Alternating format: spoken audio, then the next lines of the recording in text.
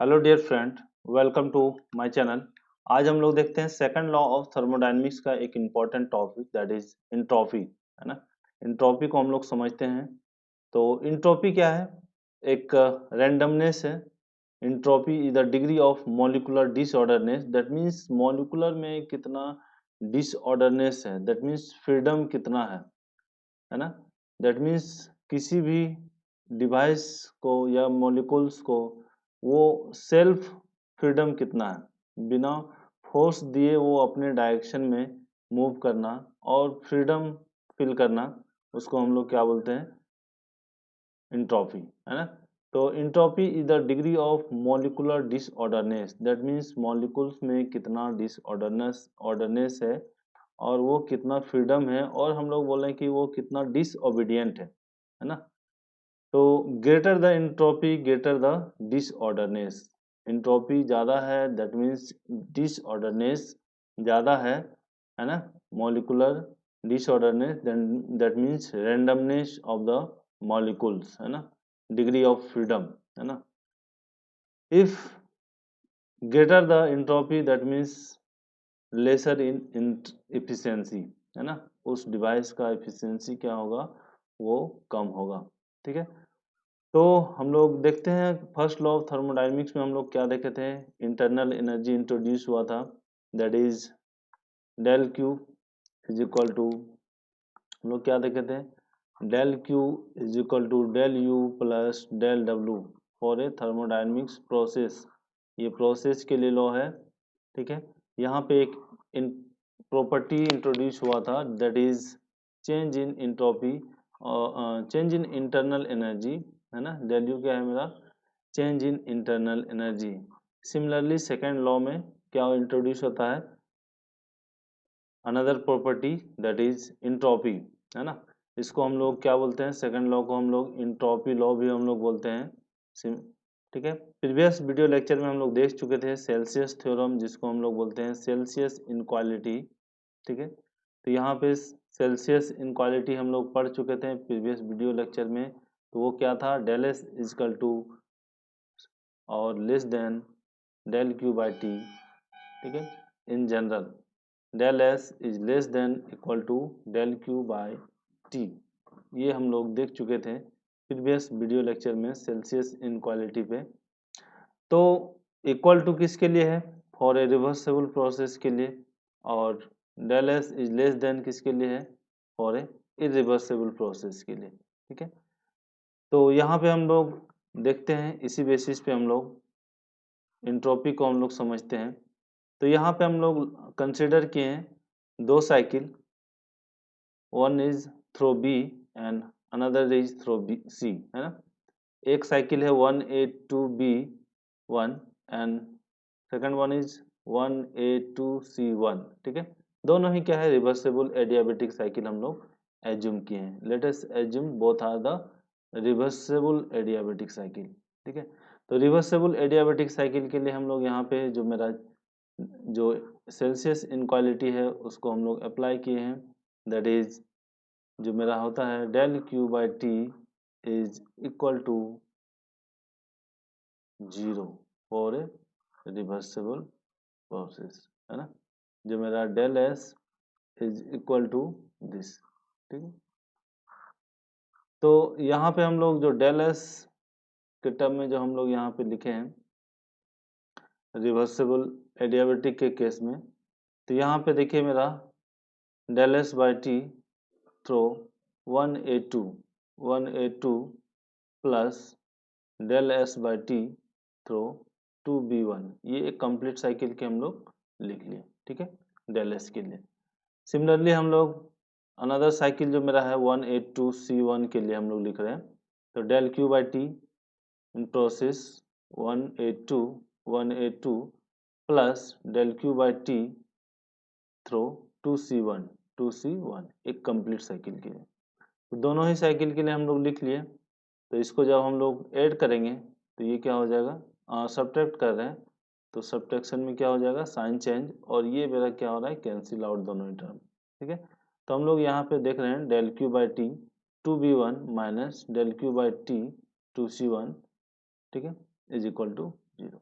तो क्या हम लोग देख रहे हैं, दोनों ही प्रोसेस में जो मेरा del Q by T 2b1 और डेल क्यू बाई 2c1 क्या हो रहा है, दोनों ही बराबर है, दैट इज डेल एस। ठीक है, दैट मीन्स यहाँ पे क्या है, इंट्रोपी एक प्रॉपर्टी है और ये पाथ फॉलोड को डिफाइन नहीं करता है।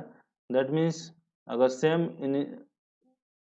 फाइनल पॉइंट है, इनिशियल और फाइनल पॉइंट सेम है, तो हम लोग बोल सकते हैं कि ये पाथ कोई भी हो, ये change in entropy between initial and final क्या हो जाएगा मेरा, विल बी सेम।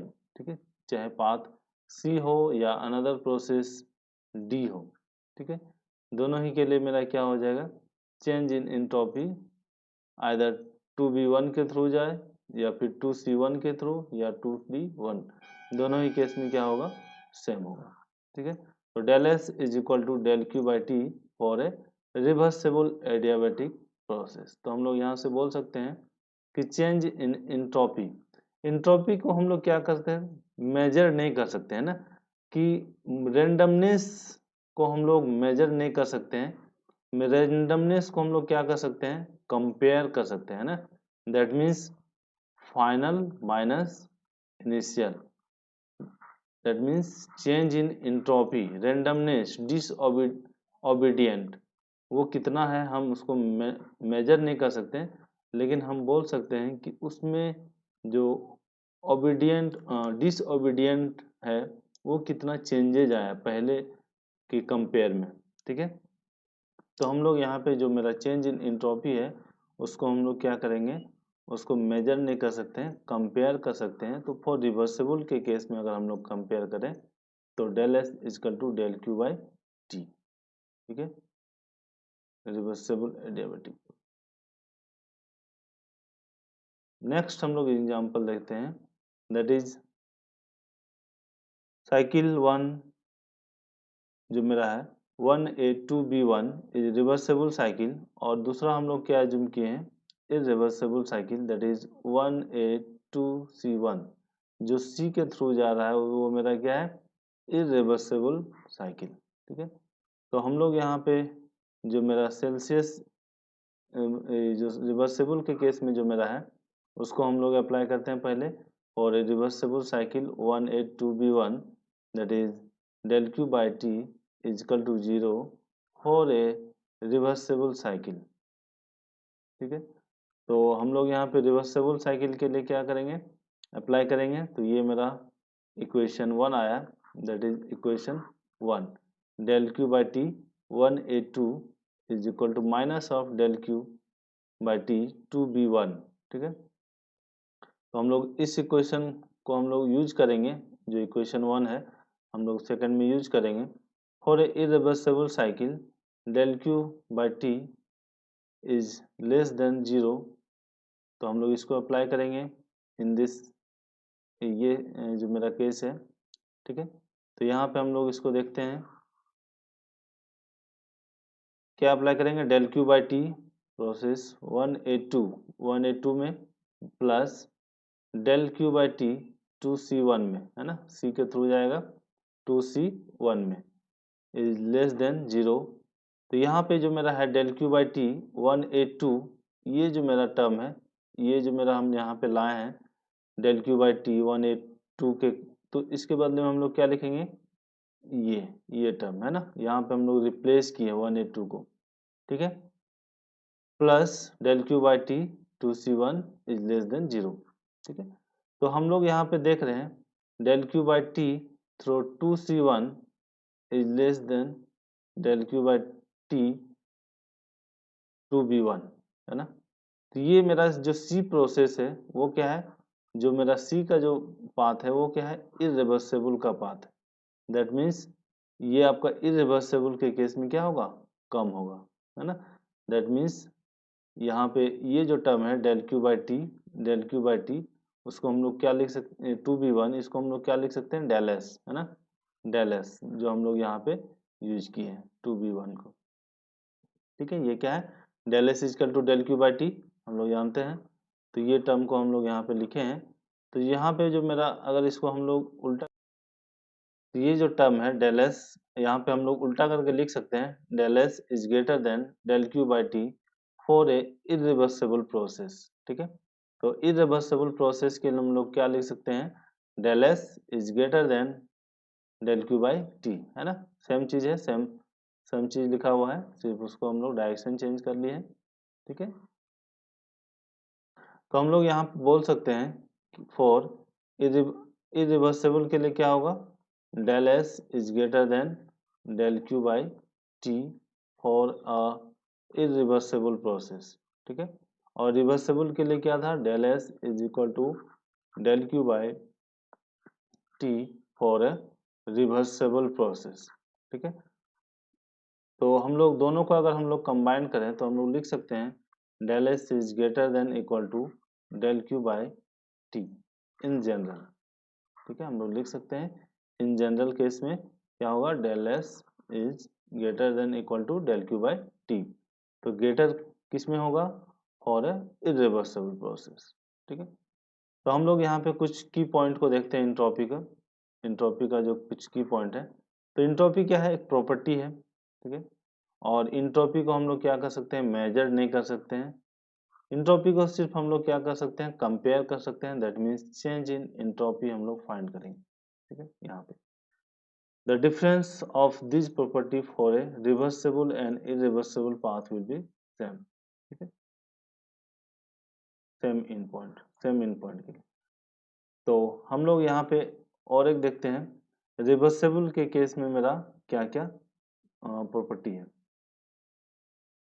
यहाँ पे हम लोग देखेंगे इंट्रॉपी का कुछ एप्लीकेशन, इंट्रॉपी चेंजेज, है ना, entropy entropy changes for a reversible process.